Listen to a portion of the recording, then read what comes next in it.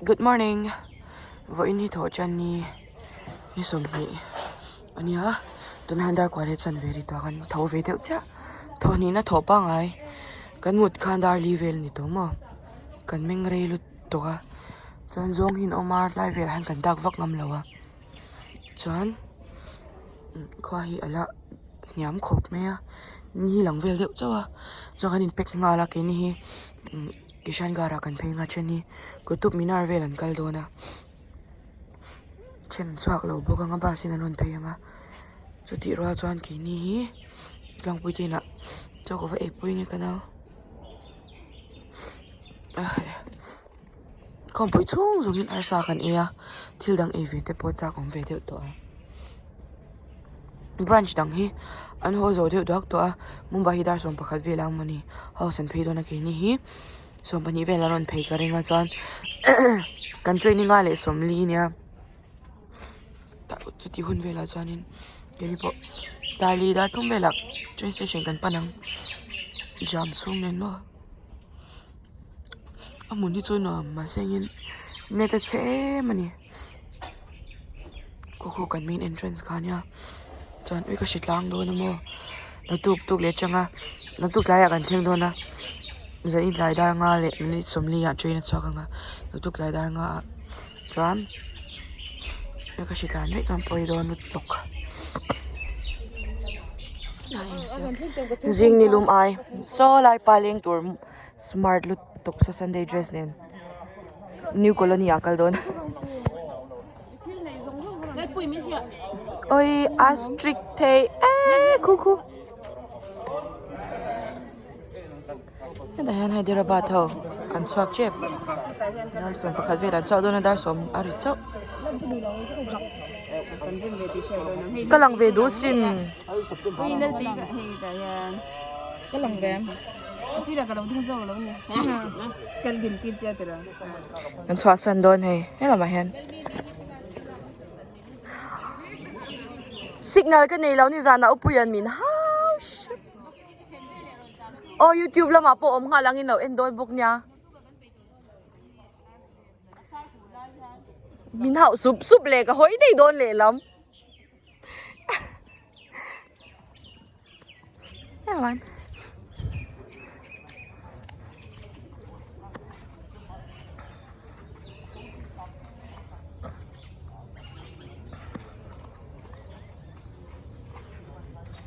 mama na hong don ipang pwede iman thing dar song pakhat chung te ho khan in lang madu and Merry Christmas to lot tok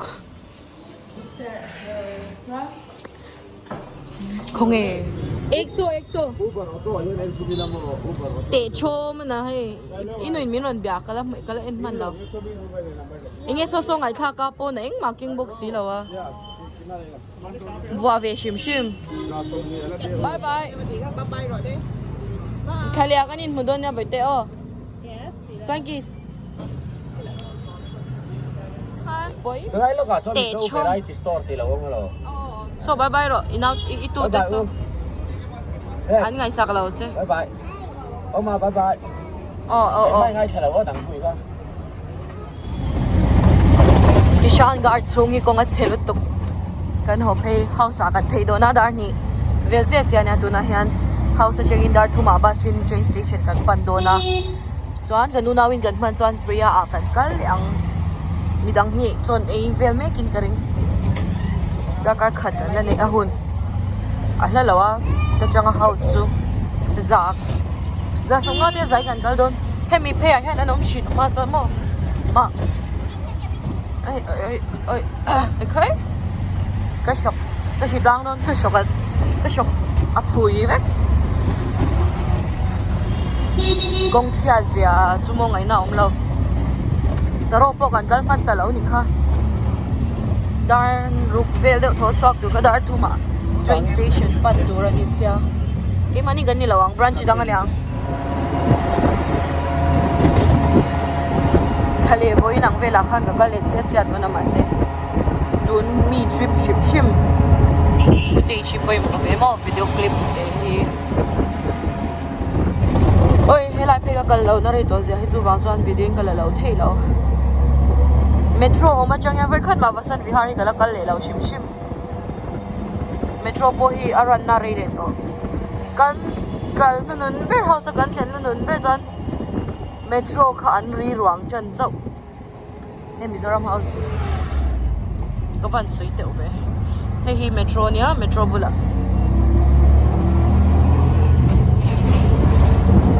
ing lama hian Mizoram House so puyate paisa pero boya apa mi apa kha ka chong lak lo lai khanin ole tia da de ya saro kan kan man lo wa hun om lo ram eng moi le chunga rei lu tuk wangin zinga kan ka du hun apo kan chak man lo wa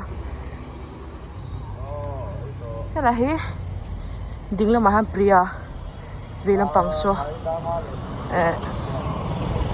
eng lo lampang khanin ka sha ka hospital ka na kong lampang khamo kami station chang hianin thalia chon ka in entry na tur kha akota chia chhuak don ta chuwangin Mizoram House a thlen kha ka du'a ema cha kumtam tam nuwa priya kan kal lo kang zarda ei turin poimol tuk pan na lang lei turo om jon zot ruo ko be pei vak lo ko o chang vek eng lo kha lo om jawa kuwara le zarda a hlang ho kha pan na hlang ang ha min zui du lo ho kha chu khoi la mangen kal ka shalo priya om nan hai nyang so la man kal de an hukka he khaya valian ve khaya pata pan jo 982 em house a engin me McD hi burger hi kan phei ka du ni ani hon tur om chi om em ani hon tur om chi wa wang ve McD so kan ei don mon le ai ka por tho na gin de station e ya oi ka kal lo nu ha na wa han lo thar na sa em Inge wine shop pain lu don min ani pani khan kalwang wa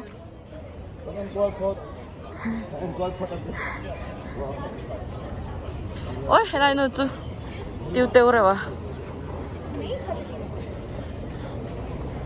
tu na han da ni le chen ve la ri lo de ka ve je ka ni hin ke han ka hal tu nga ti ge ni ching khanin mx te lo om to ni hi music akati cinema kum tam dak nuwa priya ka le priya ka kalo na hi e man ku ma khan vai khat kha kan dor kal du na kha in khar to don se man mo lu tukin ambience mo la chengin minute nga velo o ma kan kan pheya chu zong chu ka kale a chumi ma bo chang ka kalo na rei to lu tuk house kan thlen lo na rei to lu tuka ka tholom lo mai thei ka ha ve to kalo chu hian a chang hi ni top me nim Ria hi mo chu shang he brand shang brand te chule brand shang vanilla cola well Starbucks zong ne na ma de chan chel tuk Ria kya ha chang ka ngai lo kan kal vi tak lai chuan hei ti me yang mo kiosk te an da ngai vek to ta kiosk su mania order siam theina ang chi ho kha aba moi vi ini kan tiket anh ang lo cái món này group 1 group 1 khoi kan chut don S5 cái này S1 à tụi tôi là chụp đó mar ka le ke ma kha in ang lo mo S8 ai ang lâu vét S trong sang kan chu vét to don S2 S3 S4 S5 anh ang lo cái này jona kitte akitte ayin ano pangjok azalutuk gan group leader te pani he an group leader na yan an no pang ber Zalutok. Zarda chu ei la iphe yang u.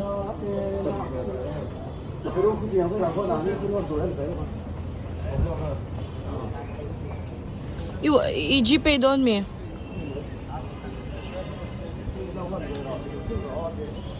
Bukan kimi la hon ro chu tia. Kasi la wengi kan hon don. Apa kha ngin le du atia. Sa mi ron pe ka tum nge. Enjoy gari kan ensin. Vai pa Zarda siyam kan daw inang tuna. Hina mi hinaw pang te niya Zarda i ve dawa. Bek a zong zong nen kwan kalay na luto ko mahe. Vai na pangti sankalp bang. चुना बहुत है हाँ ठीक है हो जाएगा Atam o John. भैया दे भैया एक तो का पैकिंग कर दीजिए हाँ Hey siyam tu pa priya ko tami. Ute aya ay takpa. Treated by Vinny. Apoy na ngayon treat doon. Hello hi oma ome. Daw daw kadu. Hay kadu. 170 भैया ये 60 ये एक और कितना हुआ रमलियन वो रमलियन Hala kong so himo Wednesday market niya hey hawkers ang hala nin po twa zel tiyo sang shem Wednesday tlaya yang ka deli chon nei Friday market te Thursday market mo Monday market ti ang vek chong sangin chan man ma la ro pui ki la vlog chao dot po kanon na kay kata lampan tuwin kanin buwas ya kan kalso sa ngin kay siya na ko ang mamin la dapat lekso kaya kan kumram kan hostel ke kanon na kan kan na naman ang big kan dia po ni rupi man siya ay dula rasa trapati bhavan di me man siya kan sulahan kan lang ay kan ko don ni mo India gate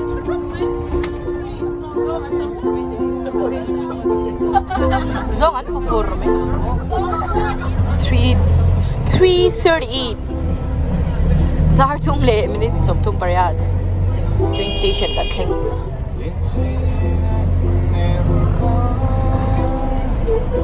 Noel di ka kalaw thang thing em Noel di ka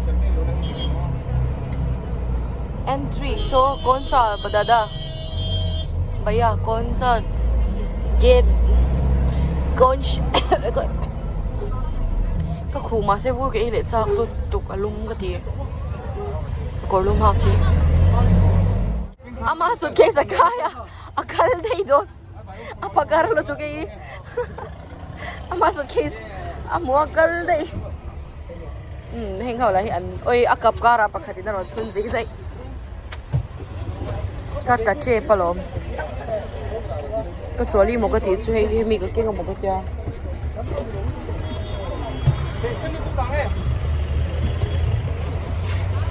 Yo Vexen big à Low Manchester alright tu na hian darli chat sia nia he kan chuak don Delhi kan chua san to don ngayom don he may next compo yom le ni chuanin thlen ve kan du tro te u moi te next compo inu la tila tu mem kalila tu mem kal zel kan tu mang o moi te o pasal nei kan la phal lo apoi no mi tiem ye enjoy em mase kan enjoy lo no ber tu chwa na hun kan nei lo wa kan kal chan kha ani lo viao na chungin kalve manak India ram khu pui pera kalve manak khan kan chuak ve chak sia mase hun kan nei si lo wa he ti han nak tu kai dar nga vela kan thinga nga daria ta night nurse ho night duty tu ran lut do na mo chen night duty no la phe char pului mang no mem kan assistant leader dan kan branch conductor upoi mang no mem kan zai choi tm ni mina khan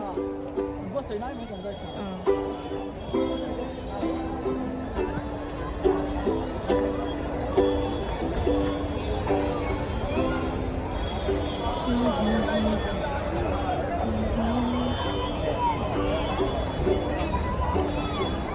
sa henga LD nor hiram enga niya. LD isu case nor sakpa hi khong ekal. Athup sak venge. Ran ngau zongin mundang agala. Hey, asu case nor sak ngai na om. Makanya. Hey, mishing hi chu. Mana. Platform 15 kan pan doon. Ay, dahil suikal mo.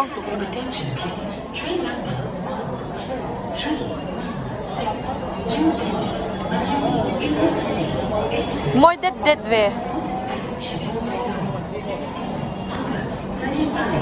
Mi kho chu an train station a escalator ten nei big. Thu da kon chen an thleng tha to. Kolkata, KGP Kolkata branch te. Go in tai. Tho chan ni hian in Kolkata kan pan le to do na ni. Khom pui lo chiak ta kan kham lo khop mai. Delhi KGP member. En in lo om chan. In chunga kan lom tak zet ani. Tu na hian lai dar nga le minute som nga nia kan chhuak cha Delhi station a changin. Oi seat kan han fight tak mai ni kha. No pangzok, kaya no pangzok di ho kon khong an khak. Mase shing nun har sa sia te kan han je chho vel tan chu. Ke male market sia kan tikirin confirm chu po alai kan changa anung le ke ma ka hnunga marka la omzok ta. Sa kasi tura zok omani chu marka so. An beng cheng sia mo akhum chi ho. Kha Muslim ho kha an me kam mi pa putar paruk pathum ni chu ka chhopui eni nang panga ke manen paruk mi pa hlir ka chhopui do na ka chure ngamang im ka shalo engting e ko om don oi ka putar chuan pui te ne om zia hi thian ho monin nya anin hial char muthil theilo shim an mani hi ngin om zia pok shalo izong lo zong ka langam lo kabula hian pakhata chubok bahin chubok chan khi ta hian pakhata om boka khi an ne omania ka nel to ka chong thiam lo chi jok kan nom na mun bangla jok ko ti to me an la mang zui mo chi thiam ve ik ka le lang chan sia de to nia ka nel tok ka chan pu te he thil ke eya an e ve ringot le nga mi ngai sang asin khata mi tha pora chan anot par ve ringot mi ngai sang lutuk kam branch ke male market sia e confirm ticket kan ne he kamuzar me an ding loi men mani ko azalut tu mani he nom do fashion chang lo mi din chup lai mut chu la hian dar kwa rem ni so mania in nai pa kha mu du to sia ka chawa ke chunga hian pakha ta lo a phone ko charge pe ta tu iPhone charger no wa hian ko nung cha hian ram enga mu mo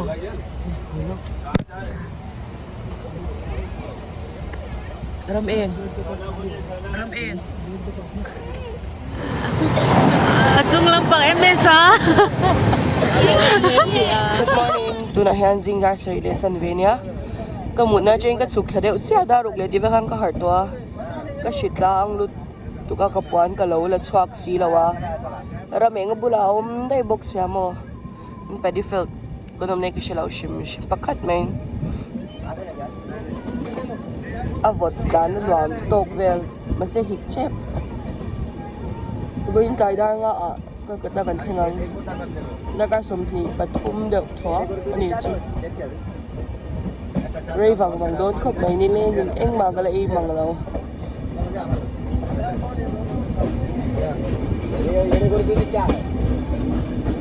ka chut pui te hi an eng lo vel don mo ka tian fel lut tu ka mo ka chuk tur te kha ka thil ken thak tur te kha mi lo lak sak vela an fel ve ra lut tu ri 9 ki ma chu me cha ka lom zui putar lir. Bukan ke? Ay kamu ang so lang vet hay sila wa siya.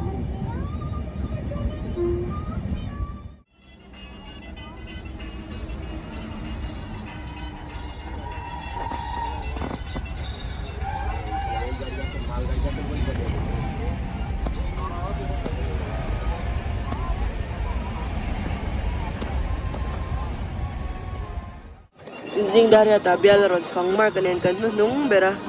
Cepat ja chu thoda khanan la chu chu mai. Bial fang tu pa branch conductor. Ka op foi vector. Kai khen vele mumya lo assignment ti ka ngai don ma. Di te ka ti na. Engi moni kuang kha mun phiak shin lai ang chi khanan han note so mi te ho so. Amak tu ka wa mu mak ka ti tu. Tuna hianin sa Saram Junction akan uma kan train hitli ni mina delay daw ani pe 7:30 vela thleng tur angin injakin ka sha hi nge so ta changa depart ta ka shi thiam lo an routine an englo an ronda hi mo an timing gatina local train station ang the to ang station he local train hi thleng ang ti tur vela ni ko phui lu tu Siom, kacong siya tayo lawa. Te ang hinakinagaron na tirang doon sa ibag sa point 10 well talin. Nilaw dyan, kacong muang luto ka boring na doon. Ising mato ka lang. Ang namin, dara dito. Inset no, pang take care at kun vedada. Ito na yan, in dara lemnit sumli, paru kanya. Darya lemnit riyata ten kanila torhe anugrah narayan Anita anugrah narayanan siya tala ya saya zo kaba hoy son sungin na law liam day box ya chan kan delay don khop may voin kan train so amuang re ulut ka chakphut chang ani law lut to ka mo tide ha he me len vel hi chanin kan so kan be thawa no chan singin do ay namuang thata ni a train here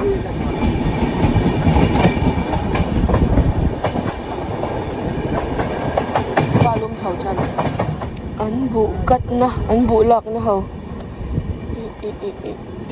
semi do na kashelaw an pedi fill mi an bu kat na ni ko kung ako bul kata an ratify law so mi zing chuk mai ni mo avot no to ve ko be khwalu me mem lawa ta jun swap ni sa changin ka chun chwa changin chwa ngai na omlo khopin train hi ala to chara zinga dar sorry achanga dar ya borvel singa muni han temin alus dewa ma se thop pe le boxi lawa anom thau chu chu nom thau boxi ama mas ka va boka o chan bok ne na fya lo me thema se Jadi talking around dalu chim don kami vlog chim itu. Amalamay no Anthony point tu. Tu tibok juanin. Tazin lahanin. Ka vlog ka upload nimi na ka China. Because din akan ka upload masingin ka personal to account so ka himi vlog ve ka da chat na nilawa hanin ka upload ta. Avan mak email ngati icon hi ka thak thelawa ka ta kan enchang chu personal lut to ka private lut to ka khang galo upload chu ni in of boy thak ki boy ho ina tlang sia mani ke boy ho chung ko eni mi alo ki chu tlang pa ngai ni ve ni ki ba moi ve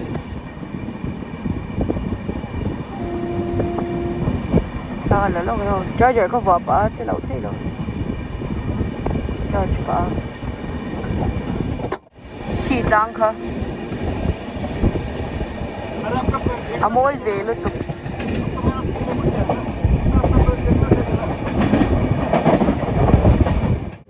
dar ko le minute ko nya Rafiganj station kan lut pe chali hey Bihar hi miswalan ti oh Bihari ho hi miswal Bengali han miswalan ti swal si mol si anti angkha anti alom kan nurse ho hian Game pizza.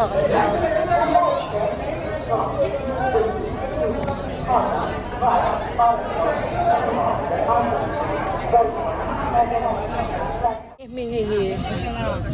Anh hi hi. Bayan nam ki. Garam garam.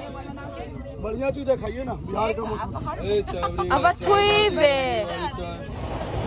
Tôi được xin đôi na khổ phi về. तो खाली करा देंगे अगर आप Say về khóc mấy cái bác kia. Hồ lắm trái mà sao bé cả làm mai là tùy tụi ra ngay à. Ủa đây hồ lắm mà mình truy về mấy đôi nhá cha hồ. Cả làm mà mình truy trái cho nó cắt chọn sân đây muốn đăng à. Đô.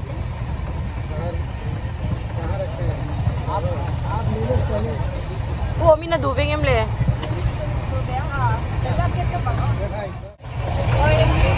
Hay là hanin hay. Azak nói thiên bóng uri. Ano stock. Ako roma dyan na tun kami. Ako ri ebron niya na chon kuya mo. Ada pero.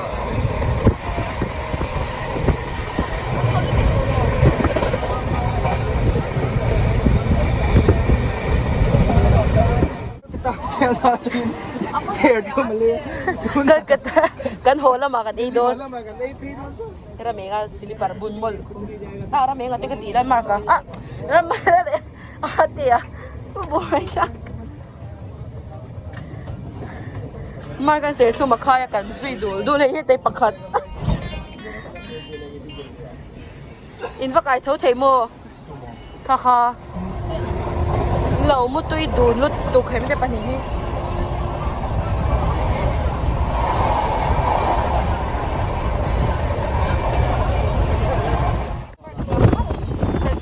dili juga kita smart lang dap ko may code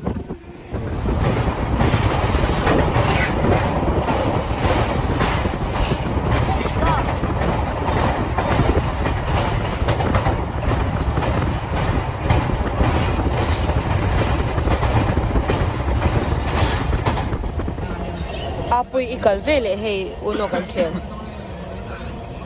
sebro ulo me bueno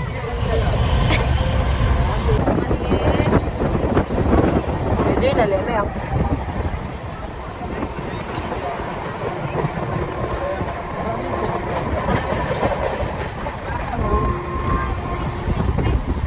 Kami milang waktu te paningalaw lang logro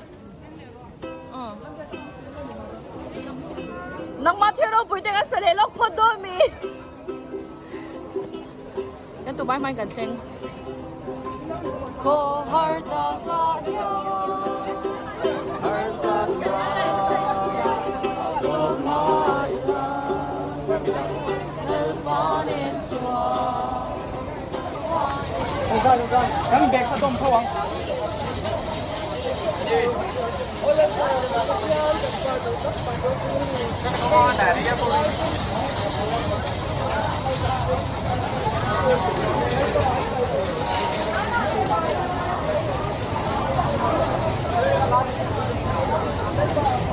Tunahian Tlaidar nga letsan venia chuan zi Tlaidar li letsan vevel khanin Howrah Bridge. Oi amla bridge kan se Howrah station kan thenga.